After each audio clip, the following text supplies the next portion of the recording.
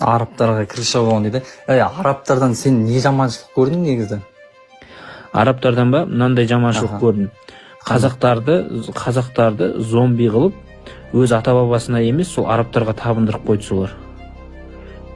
Ал енді сен сол табындырғанда не бодалар, сен қандай зиян көріп отыр қазақтар сол табынғаннан? Мынандай зиян көріп отыр. Жастарымыздың ішінен қазақтарды адам қылған арабтар, қазақтарды жуынуға үйреткен арабтар, арабтарға жарты жерімізді берейік. Бұл жер қазақтардың жері емес, бұл мұсылмандардың жері дейтін сатқындар шығып жатыр арамыздан.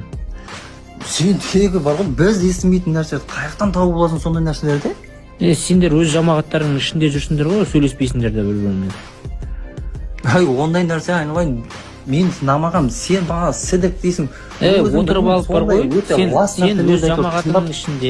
сен өз жамағатының ішінде бір-бірлеріңмен қосылып алып сахабаларды мақтай берсеңдер, ондай адамдардың ойларын қаяқтан білесіңдер?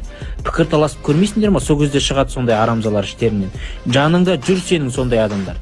Қазақтың жері емес, арабтың жеріне барып өлсем екен, сол жаққа барып тұрсам екен деп армандап, сол жақта барып қалсам екен деп, ата бабасы емес, сол дін үшін соғысты деген сахабаларды ойлап жылап жүргендер бар, пайғамбарларды сағынып.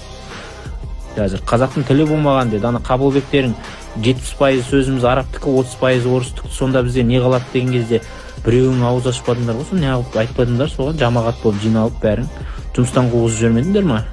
Сендердің ұйымдарың ғой сол кезде.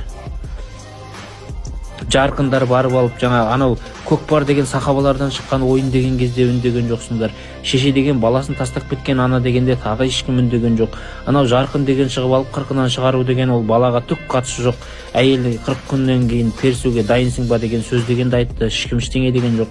Қазақтың бауы берік болсын деген сөзі ол ана Алланың Құранға байланыңдар деген кезде ешкім ештеңе деген жоқ. Имамдарың ашық айтып отыр, шариғат бойынша мына екі атадан асқан соң үйлене беруге рұқсат деді. Бірдеңе дедіңдер ма? Араларында жүр ғой солар, отырсыңдар ғой үндемей.